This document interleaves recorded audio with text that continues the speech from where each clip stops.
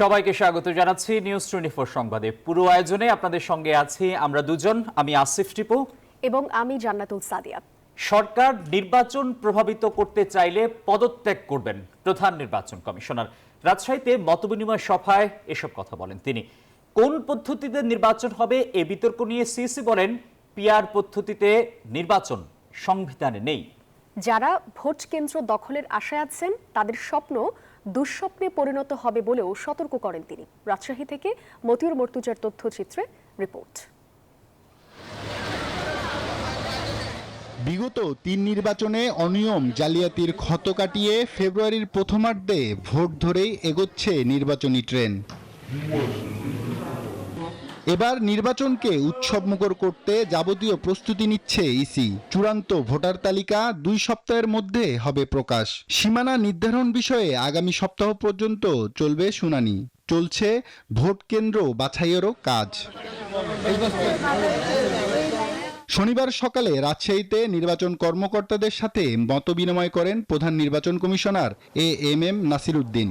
সভায় রাজশাহী অঞ্চলের নির্বাচন কর্মকর্তাদের নির্বাচন বিষয়ে নানা দিক নির্দেশনা দিয়ে সিএসি জানান, নির্বাচন নিয়ে সরকার চাপ দিলে পদত্যাগ করবেন তিনি। যদি সরকার চাইবে তার ওনার হুকুম মতো কাজ করতে, আমাকে দেখবেন আপনারা।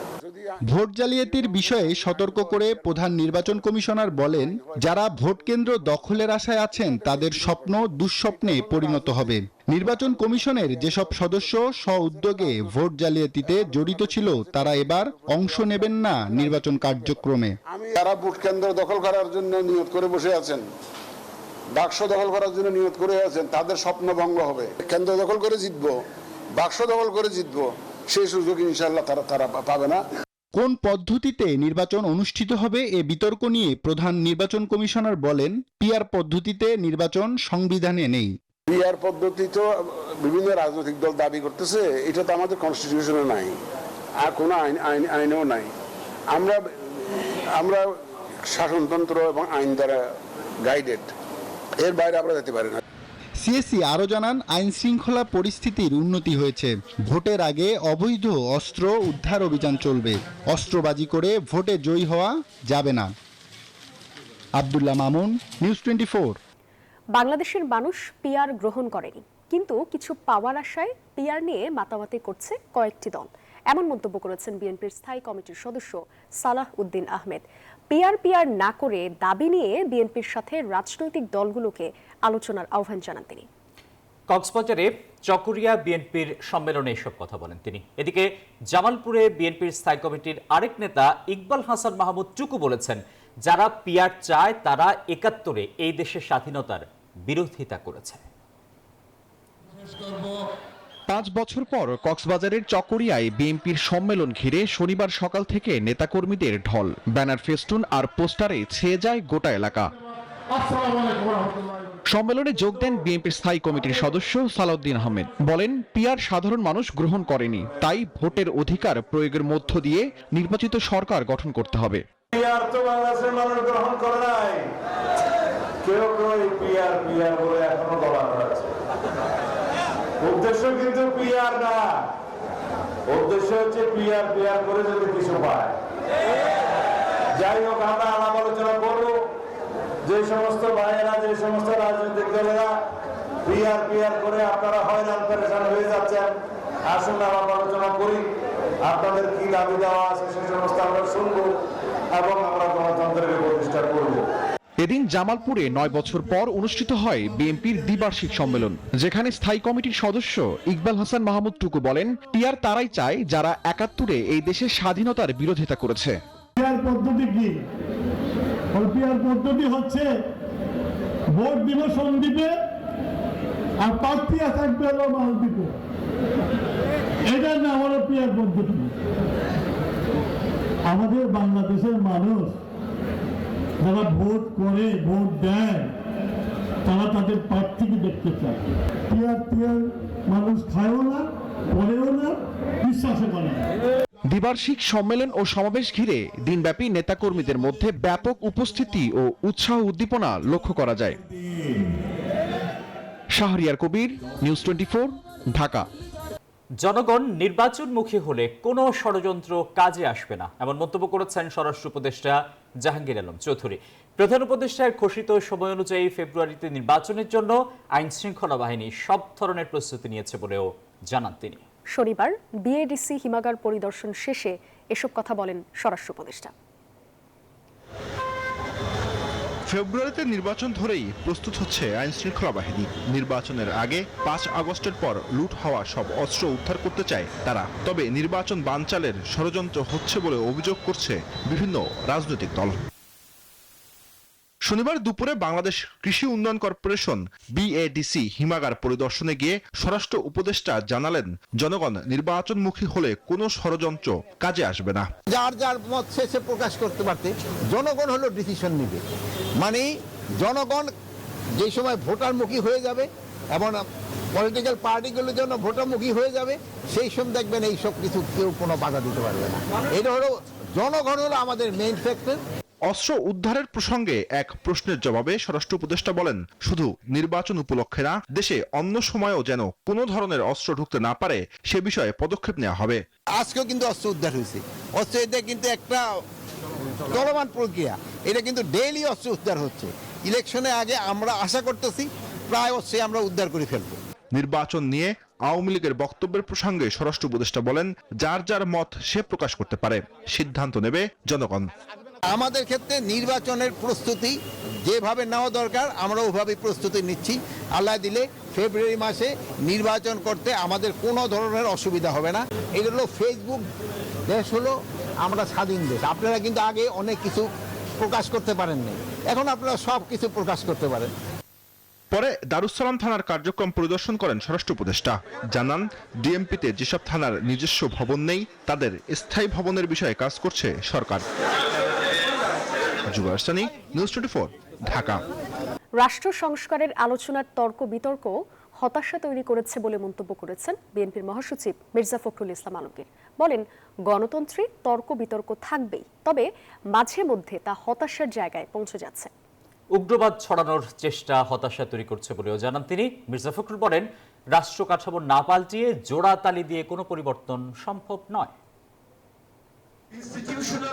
জাতীয় প্রেস ক্লাবের সামাজিক সুরক্ষা শীর্ষক এই সংলাপের আয়োজন যোগ দেন বিএনপি মহাসচিব মির্জা ফখরুল ইসলাম আলমগীর।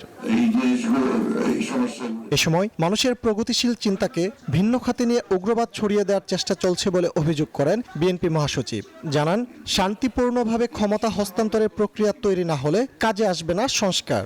তর্ক বিতর্ক তো হবেই গণতন্ত্রের মধ্যে, কিন্তু এমন জায়গায় যাচ্ছি মাঝে মাঝে যে জায়গায় গিয়ে হতাশা এসে যায়। আমি যখন আপনার জনগণের যে বৈষম্য কমিয়ে আনতে চাই, তার আর্থিক বৈশিষ্ট্য বৈষম্য সবকে কমিয়ে আনতে চাই, তখন যদি আমি দেখি যে সম্পূর্ণ ভিন্নভাবে ভিন্ন চিন্তা করা হচ্ছে এবং সেটাকে ডাইভার্ট করার চিন্তা করছে মানুষের চিন্তা ভাবনাগুলোকে, এবং একটা উগ্রবাদ ছড়িয়ে দেওয়ার চেষ্টা করা হচ্ছে, তখন তো হতাশা আসবেই। প্রেস ক্লাবে অন্য এক অনুষ্ঠানে যোগ দেন স্থায়ী কমিটির সদস্য ডক্টর মঈন খান। বলেন, সংস্কার ইস্যুতে তাড়াহুড়োর সুযোগ নেই। আমি সুইচ টিপে দিব, সংস্কার হয়ে যাবে এক মুহূর্তে, আবার সুইচ অফ করে দেব, বাতি নিভে যাবে। পুরাতন প্রজন্ম থেকে নতুন প্রজন্মে যে রূপান্তর, সেটা কিন্তু ইলেকট্রিক সুইচের মতো হয় না। আমি বাতি জ্বালিয়ে দিলাম, নতুন প্রজন্ম আসলো, এভাবে হয় না। এটা একটা কন্টিনিউয়াস প্রসেস।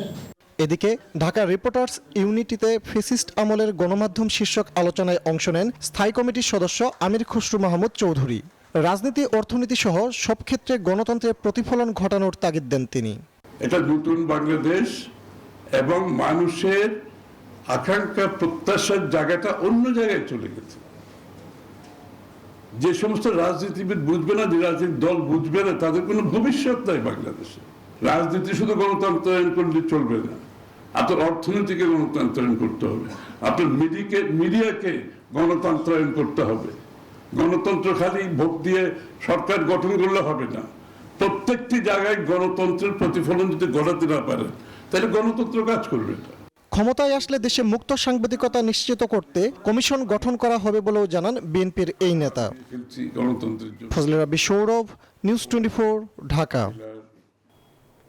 জুলাই সনদের আইনি ভিত্তি ও গণপরিষদ নির্বাচনের মাধ্যমে নতুন সংবিধান না দেয়া হলে সেই সনদে সই করার কোনো প্রশ্নই ওঠে না মন্তব্য করেছেন এনসিপির মুখ্য আহ্বায়ক আক্তার হোসেন।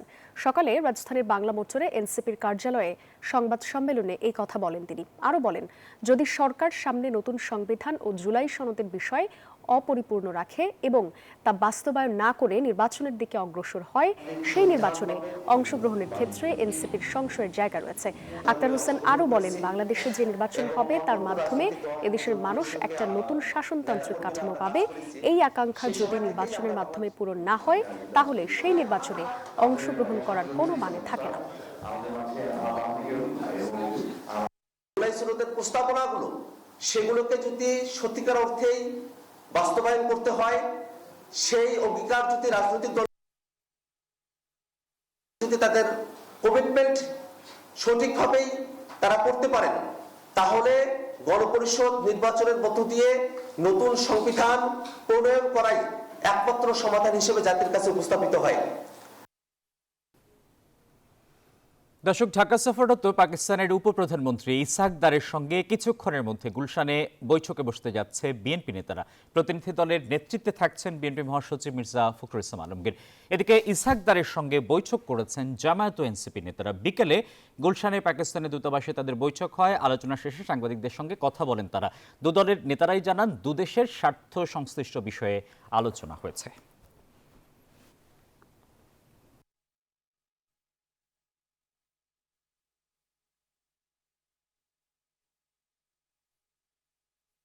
আমরা বাংলাদেশের জনগণের যে পারসেপশন সেটা তাদের কাছে উপস্থাপন করার চেষ্টা করেছি। জাতীয় নাগরিক পার্টি এনসিপি মনে করে বাংলাদেশে বিগত সময়ে পাকিস্তান এবং বাংলাদেশের মধ্যকার যে শত্রুভাবাপন্ন সম্পর্ক ছিল, সেখান থেকে উন্নতির সুযোগ রয়েছে। আমাদের সাথে দুই দেশের স্বার্থ সংশ্লিষ্ট বিষয়, একটা আঞ্চলিক বাণিজ্য এবং পারস্পরিক কীভাবে আরও সম্পর্ক বৃদ্ধি করা যায়, এসব বিষয়ে আলোচনা হয়েছে। দর্শক, এ বিষয়ে আরও জানতে গুলশান থেকে সরাসরি যুক্ত করছি সহকর্মী আরিফুল ইসলামকে। আরিফ, দুটো বিষয়, বিএনপির প্রতিনিধি দল এই বৈঠকে অংশ নিচ্ছে, কারা কারা উপস্থিত হয়েছেন, বৈঠকে কি নিয়ে আলোচনা হতে পারে? এর আগে দুটি দল বৈঠক করেছে, জামায়াত এবং এনসিপি। এই দুটি বৈঠক সম্পর্কেও জানাবেন।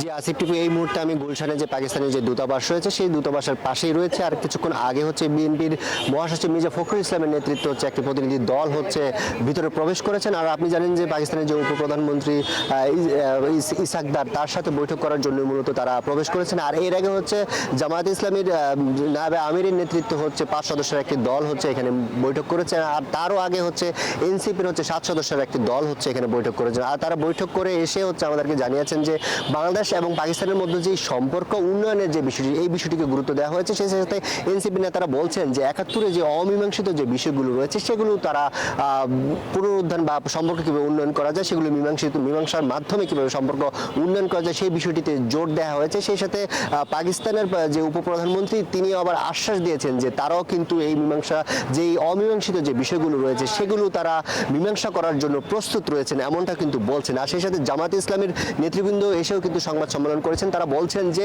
বাংলাদেশ এবং পাকিস্তানের মধ্যে যেহেতু মুসলিম রাষ্ট্র হিসেবে দু দেশেরই মধ্যে হচ্ছে সম্পর্ক কীভাবে উন্নয়ন করা যায়, সামনে কীভাবে এগিয়ে নিয়ে যাওয়া, সেই বিষয়গুলো গুরুত্ব দেওয়া হচ্ছে। সেই সাথে হচ্ছে সার্ককে কীভাবে আরও বেশি আগে থেকে আরও বেশি ত্বরান্বিত করা যায় সার্কের কার্যক্রম, সেই বিষয়টিও গুরুত্ব দেওয়া হয়েছে। আর এই মুহূর্তে হচ্ছে বিএনপি নেতাকর্মীরা হচ্ছে বৈঠক করছেন। বৈঠক শেষে হচ্ছে বের হয়ে হয়তো বা কথা বলবেন, এরপর হবে আমরা আপনাদেরকে বাকি তথ্য জানাতে পারবো। আর সেই সাথে আরেকটা বিষয় জানিয়ে রাখি হচ্ছে আগামীকাল হচ্ছে যে উপপ্রধানমন্ত্রী ইসহাক দার রয়েছেন, তিনি হচ্ছে বিএনপি চেয়ারপারসন বেগম খালেদা জিয়ার সাথে হচ্ছে বৈঠক করবেন। সেই সাথে হচ্ছে পররাষ্ট্রমন্ত্রী তৌহিদ হোসেনের সাথে তিনি বৈঠক করবেন। এছাড়া বাংলাদেশের যে প্রধান উপদেষ্টা ডক্টর মোহাম্মদ ইউনূসের সাথে তিনি বৈঠক করবেন। এছাড়া বিভিন্ন কার্ডিফ, আপনাকে ধন্যবাদ। দর্শক, গুলশান থেকে জানাচ্ছিলেন সহকর্মী আরিফুল ইসলাম। বিএনপির ভারপ্রাপ্ত চেয়ারম্যান তারেক রহমান ঘোষিত রাষ্ট্র মেরামতের 31 দফা প্রচারের অংশ হিসেবে লিফলেট বিতরণ কর্মসূচির আয়োজন করা হয় কুড়িল 300 ফিট থেকে যমুনা ফিউচার পার্ক পর্যন্ত।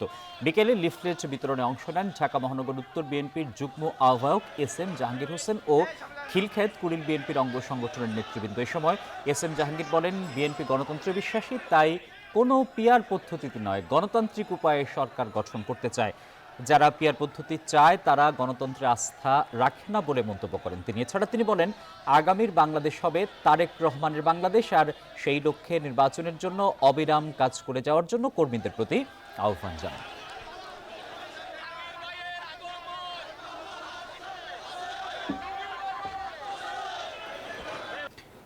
মেট্রো রেল এলিভেটেড এক্সপ্রেসওয়ে চালু হওয়ার পরও ঢাকায় যানজটে দিনে ক্ষতি প্রায় 150 কোটি টাকা। তাই এই নগরীর প্রশাসনিক ও বাণিজ্যিক বিকেন্দ্রীকরণ জরুরি বলে মনে করে Dhaka chamber of commerce DCCI।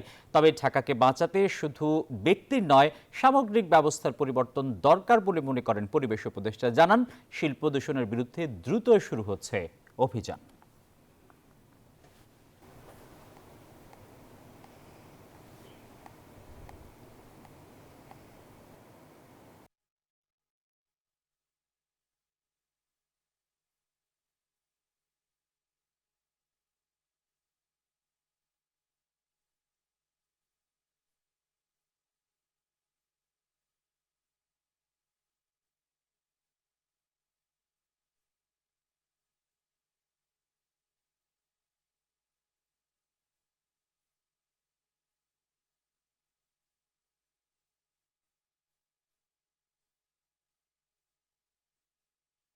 DUCSU নির্বাচনে কেউ বাধা দিলে তাদের গোমর ফাঁসের হুঁশিয়ারি দিয়েছেন ঢাবি উপাচার্য ডক্টর নিয়াজ আহমেদ খান।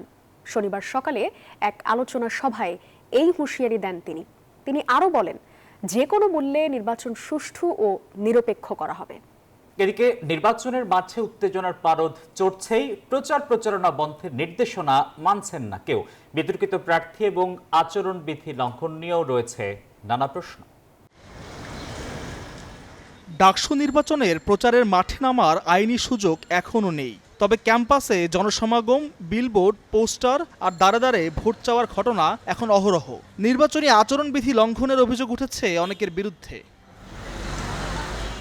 প্রার্থীরা অবশ্য বলছেন, সুস্পষ্ট কোনো নির্দেশনা না থাকায় তারা দ্বিধায় রয়েছেন।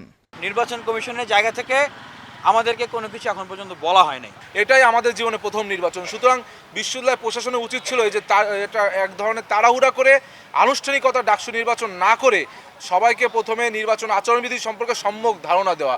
একটি সেশন তো তারা নিতেই পারতো যারা প্রার্থী রয়েছে। এদিকে বৈধ প্রার্থীর তালিকায় ভিপি পদে একজনের নাম থাকা নিয়ে ক্ষুব্ধ কেউ। 19 সালে যারা আমার উপরে হামলা করেছে যেই ব্যক্তি, উনিও এখন ডাকসুর প্রার্থী। তার বিরুদ্ধে আমরা ফৌজদারি অভিযোগ দিয়েছি, সেগুলো অন রেকর্ড আছে ভাই। গুগলে সার্চ দিলেও এই যে আপনাদের এই যে নিউজ 24-এর সেই লাইভগুলো এখনো আছে। তারা যে মারতেছে, হ্যাঁ, সেখানে একজন নারী শিক্ষার্থী তার পেটে লাথি মারা হয়েছে। অন্যদিকে নারী পুরুষের সমতা প্রতিষ্ঠার অঙ্গীকার নিয়ে সরব ছাত্রদল সমর্থিত প্রার্থীরা। ষড়যন্ত্রকারীদের নিয়ে শঙ্কার কথাও বলছেন তারা। লেভেল প্লেইং ফিল্ডের কিন্তু একটি শঙ্কা আমরা বারংবার প্রকাশ করছি এবং আমরা পূর্বেও ঢাকা বিশ্ববিদ্যালয়ের মাননীয় ভিসি এবং নির্বাচন কমিশনার বরাবর বারংবার বলছি যে এই যে নীল দলে যারা চরমপন্থী শিক্ষক, যারা ফ্যাসিবাদের দোষর ছিল চরমপন্থীভাবে, তাদের বিচারে আওতায় আনা হোক। কিন্তু আমরা দেখছি সেটার কোনো কিন্তু দৃশ্যমান কোনো পদক্ষেপ আমরা এখনো দেখছি না। এটা কেমন আইন যে আমি আমার বান্ধবীর হলে আমি ঢুকতে পারবো না? আমার বৈধ কার্ড আছে, এভরিথিং আছে। তাছাড়াও মেয়েদের হলে আরেকটা প্রবলেম আছে, সেটা হচ্ছে যে একটা মেয়ে হচ্ছে যে অসুস্থ হওয়ার পরে, মানে অসুস্থ যদি ইনস্ট্যান্ট অসুস্থ হয়ে যায়, তার বাসা থেকে মা বাবা আসলে বাহিরে বসে থাকতে হয়। মাকেও হলের হচ্ছে যে গেটের হচ্ছে যে গেস্ট রুমের বাইরে এটাকে ঢুকতে দেওয়া হয় না। এই যে কালাকানুন এবং হচ্ছে যে প্রতিবন্ধকতা, আমি বিশ্ববিদ্যালয়কে আহ্বান করছি, স্মারকলিপি, চিঠি কিংবা ডাকসু হওয়ার পর নাকি আগে সেটা বুঝতেছি না, এই মুহূর্ত থেকে, গতকালকে বলেছি, এই মুহূর্ত থেকে এখন থেকে এই ধরনের কালাকানুনকে উঠিয়ে দিন আপনার এক ঘোষণার মধ্য দিয়ে। এদিকে প্রতিপক্ষের যোগ্যতা নিয়ে প্রশ্ন তুলছেন কেউ। অনেক আমাদের বন্ধুপতি অথবা প্রতিপক্ষরা তারা আমাদেরকে আদর্শিকভাবে আমাদের কাজের মাধ্যমে, মেধার মাধ্যমে তারা আমাদেরকে মোকাবেলা করতে না পেরে তারা ক্রমাগত আমাদের বিরুদ্ধে প্রপাগান্ডা করছে, আমাদের বন্ধুদের বিরুদ্ধে সাইবার বুলিং করছে। আমরা সবাইকে আহ্বান করছি, আসেন এই ধরনের কাদা ছড়ি আমরা বন্ধ করি। সেক্ষেত্রে তাকেই চাইবেন যাকে সে বিগত দিনে পাশে পেয়েছে, 5 আগস্ট পরবর্তী পাশে পেয়েছেন, ভীষণ দেখিতে পারছে, আস্থার জায়গাটা তৈরি করতে পারছে, সংকটের যে জায়গাটা সেটা উত্তরণের জন্য তাদেরকে পথ দেখাতে পারছে, তাদেরকে শিক্ষার্থীরা হচ্ছে গিয়ে আপন হিসেবে দেখবে। 2 দিনে বৈধ তালিকা থেকে ছিটকে পড়া 34 জন বৈধ হতে আবেদন করেছেন। এখন যাচাইয়ের পালা। আবেদনপত্রগুলো নিয়ে আমাদের যে আপিল নিষ্পত্তি কমিটি আছে, কালকে বসবে। কালকে বসার পর কমিটি যদি মনে করে তাদেরকে ডাকবে, আর যদি মনে না করে তারা তাদের যে তথ্য দেওয়া আছে সেটার উপর বেস করে সিদ্ধান্ত নেবে। আচরণবিধি সবার হাতে আছে। হ্যাঁ, আমরা জানি সবাই এটা পড়ছে, হ্যাঁ সবাই মেনে চলতেছে, মানে ব্যত্যয় যখন ঘটে তারা সাথে সাথে ফোন করে, হ্যাঁ ছবিও পাঠায় স্যার ব্যত্যয় ঘটছে। তো কালকের ইস্যুতে কেউ এখনো আমাদেরকে ডাইরেক্ট কোনো ধরনের অভিযোগ দেয় নাই।